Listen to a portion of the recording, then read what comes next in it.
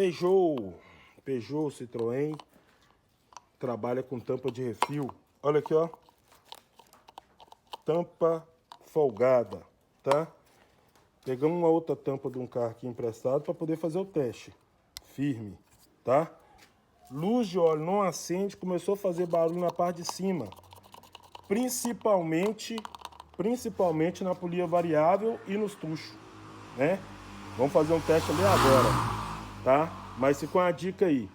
Na hora de trocar o filtro de óleo desses carros, fique atento na tampa, para não danificar a tampa. Danificou? Pede a substituição. Ou então vai fazer uma troca, tá suspeito? Troca o filtro, a tampa, troca o refil e a tampa. Beleza? Tamo junto.